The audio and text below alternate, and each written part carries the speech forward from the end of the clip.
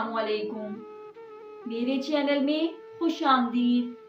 मेरे चैनल को सब्सक्राइब करें और साथ में दिए गए बेल आइकन को प्रेस करें ताकि मेरी हर नई आने वाली वीडियो का नोटिफिकेशन आपको मिलता रहे। नाज़ो हमारे चचा के घर काम करती थी। वो एक सीधी सादी लड़की थी। उसका बाप चचा की दुकान पर मुलाजिम था। चचा उस घराने का बहुत ख्याल रखते थे। एक रोज नाज़ो के बाप के सीने में दर्द हुआ और वो दर्द को बर्दाश्त ना करते हुए चचा की दुकान पर ही फौत हो गए। इस हादसे ने हम सबको अफसुर्दा कर दिया। नाज़ो की उम्र उस वक्त 13 वर्ष थी। अब इसका एक बेवा माँ के सिवा कोई और सहारा न था। घर किराए का था, लिहाजा चचा ने उन दोनों माँ बेटी को अपने घर के सामने वाले मकान में शिफ्ट करवा दिया। वो घर भी चचा का था मगर अधूरा बना हुआ था। नजदीकी रिहाइश मिल जाने के बाद नाज़ो की माँ अपनी बेटी के साथ हमारे घरों में काम करने आने लगी। नाज़ो की माँ को हम चाची नूरा कहते थे। वो नेक खातून थी, फर्माबरदार ऐसी कि उसे कोई भी काम कहते वो इनकार ना करती। इसी वजह से वो सबकी पसंदीदा होने लगी। नाज़ो की खूबसूरत और नाजुक मिजाज लड़की थी। उसे पढ़ने का शौक था। वो अपने वालिद की वफात के बाद जब वो छठी जमात में थी तो उसने स्कूल को खैरबाद कह दिया। नाज़ो को इस बात का सख्त मलाल था।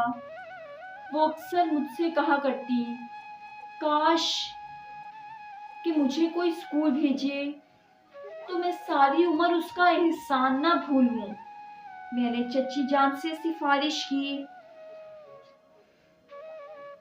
उन्होंने चचा से कहकर नाज़ो का दाखिला स्कूल में करवा दिया तो मेरे चचा की बेटी के साथ नाज़ो भी स्कूल जाने लगी और छुट्टी के बाद काम करने आ पहुंचती।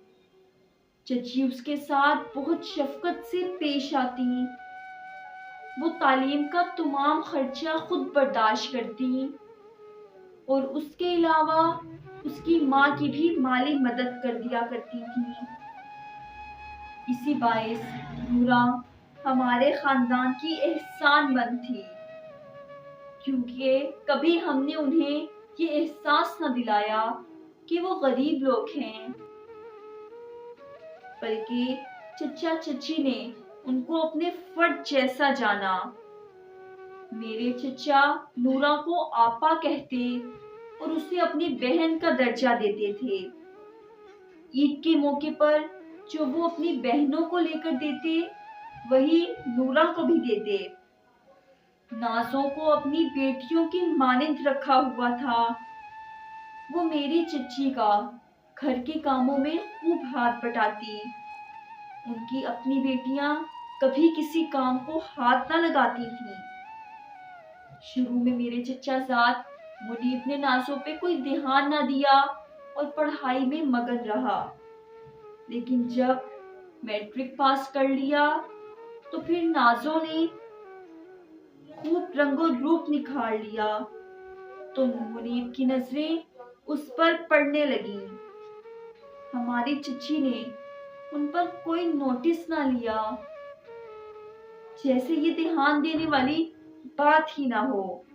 मुनीब चाहता था कि नाज़ो को भी कॉलेज में दाखिल करवा दिया जाए, जबकि उसकी अपनी बहनें कॉलेज जा सकती हैं तो नाज़ो क्यों नहीं जा सकती।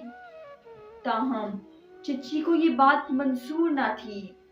वो कहती थी, यतीम लड़की है, हमने मैट्रिक तक पढ़ा दिया है, बस इतना बहुत है। अगर ये कॉलेज जाएगी तो काम काज में मेरा हाथ कौन बटाएगा। अगर मुनीब उसको पढ़ा दिया करे तो ये प्राइवेट FA کر لے۔ منیب یہ دل سے چاہتا تھا۔ ماں کی اجازت ملتے ہی وہ دن میں 1 گھنٹہ نازو کو پڑھا دیا کرتا۔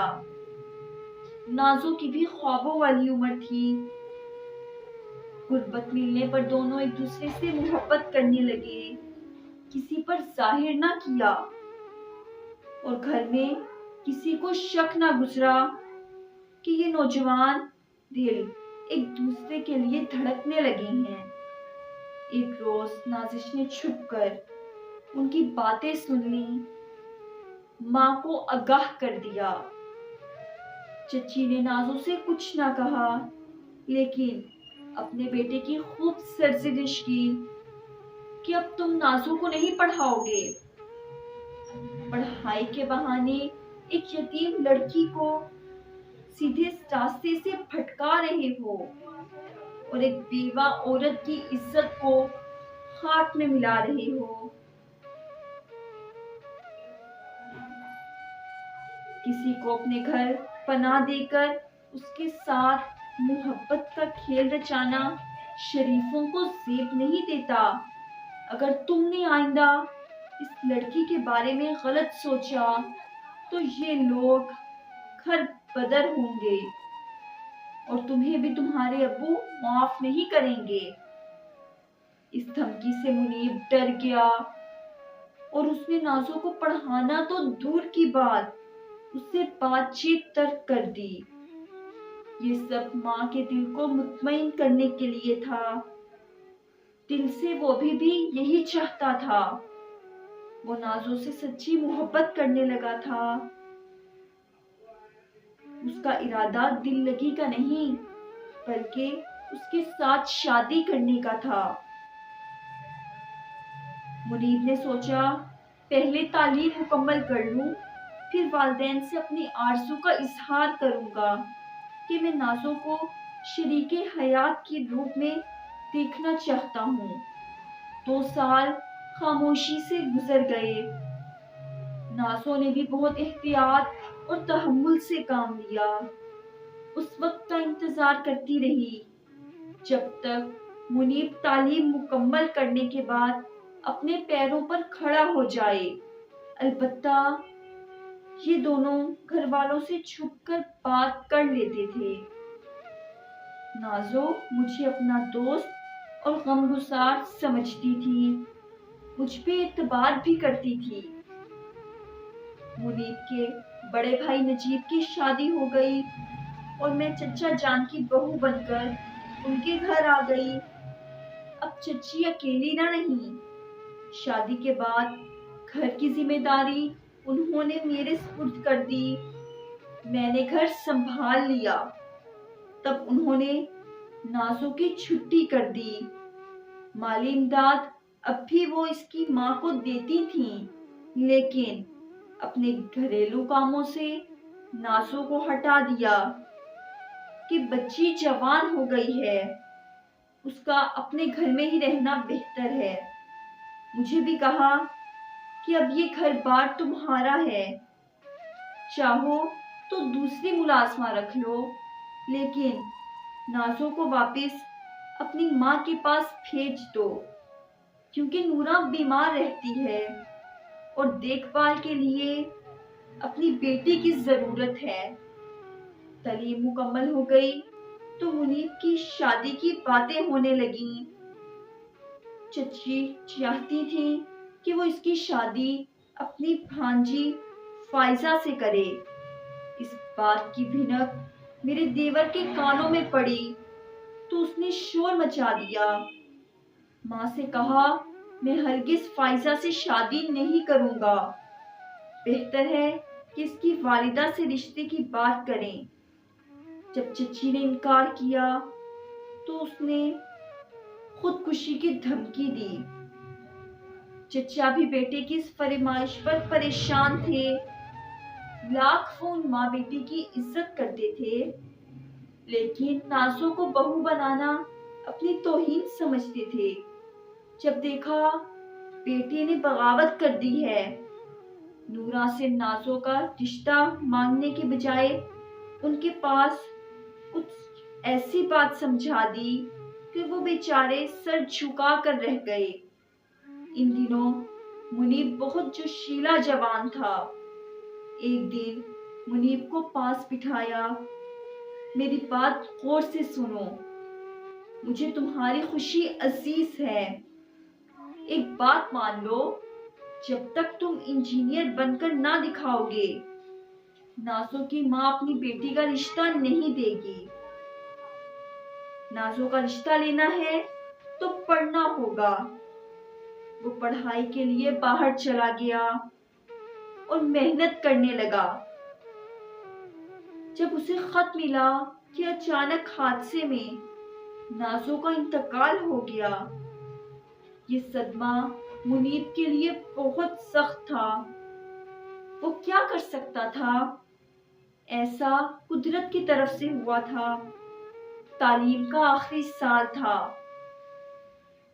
چچا خود اسلام آباد چلے گئے، اسے تسلی دی، یہاں رہ کر تعلیم مکمل کرو اور پرچے دے کر گھر آنا۔ کچھ تو میرے خاوند اور کچھ چچا اور منیب کے دوستوں نے سہارا دیا۔ ہمت بڑی مشکل سے تعلیم کا آخری سیشن مکمل کروایا اور اس کا شہر میں دل نہ لگا اور وہ بیرون ملک چلا گیا۔ یہاں بھی نازو کا دکھ گھن کی طرح کھاتا تھا اسے۔ منیب نے تعلیم میں محنت کی، کینیڈا میں اچھی نوکری حاصل کی، وہیں کا ہو کر رہ گیا۔ کچھ عرصے تنہائی کے بعد وہیں ایک لڑکی ملی۔ دل کے گھاؤ پر مرہم رکھتے ہوئے اس لڑکی سے شادی کر لی۔ کافی عرصہ گزر گیا۔ ایک دن خیال وطن واپس آیا اور سوچا کہ مجھے وطن واپس جانا چاہیے۔ وہ گھر آ گیا۔ اسے دیکھ کر سب خوش ہو گئے۔ واپس جانے کے دن قریب آنے لگے۔ ایک شاپنگ کے غرض سے صدر جانا پڑا۔ ایک دن اسے نازو دکھائی دی۔ وہ ششدر رہ گیا۔ منیب کی آنکھوں پر یقین نہ آیا، جیسے کوئی بیتا لمحہ خواب بن کر آ گیا ہو۔ وہ سوکھ کر کانٹا ہو چکی تھی۔ پہلی نظر میں پہچان نہیں سکتا تھا۔ اس نے پہچان لیا۔ یہ کیسے نازو ہو سکتی ہے؟ وہ مر چکی تھی۔ اس نے آگے بڑھ کر سوال کیا، کیا تم نازو ہو؟ تم تو مر چکی تھی۔ میرے والدین اور تمہاری ماں نے مجھے یہی بتایا تھا۔ انہوں نے جھوٹ کہا تھا کہ مجھے اور تمہیں جدا کرنے کے لیے یہ ایک سازش تھی۔ تمہارے والدین نہیں چاہتے تھے کہ وہ مجھے اپنے گھر کی بہو بنائیں۔ والدہ ان کے احسانوں کے بوجھ تلے دبی ہوئی تھی۔ انہوں نے ہاتھ جوڑ کر ماں سے منت کی، وہ ایسا ہی کہے گی، تمہیں پڑھنے کے لیے اس لیے بھیج دیا گیا۔ اور مجھے والدہ اپنے ساتھ لے کر لاہور آ گئیں، جہاں تمہارے والد اپنے دور کے ایک رشتے دار سے میری شادی کروا دی۔ میں وہاں جیتے جی مر گئی اور تمہیں کہا گیا کہ میں مر چکی ہوں۔ ہاں، میں مر چکی ہوں۔ میں کب زندہ ہوں؟ میں تمہیں زندہ لگ رہی ہوں؟ نازو کی بات سن کر منیب کو بہت دکھ ہوا۔ گھر آ کر کسی سے کلام نہیں کیا اور واپس کینیڈا لوٹ گیا، کیونکہ اس کے اپنوں کا، جن پر وہ اعتبار کرتا تھا، اس کے اعتبار کا شیشہ چکنا چور ہو گیا۔ جس دن بازار میں نازو ملی تھی، وہ واقعی زندہ نہیں، مردہ نظر آ رہی تھی۔ اس سے ملنے کے بعد منیب کے دل میں اپنوں کی محبت نے دم توڑ دیا تھا۔ یہ تھی میری آج کی سٹوری۔ مجھے امید ہے کہ آپ کو پسند آئی ہوگی۔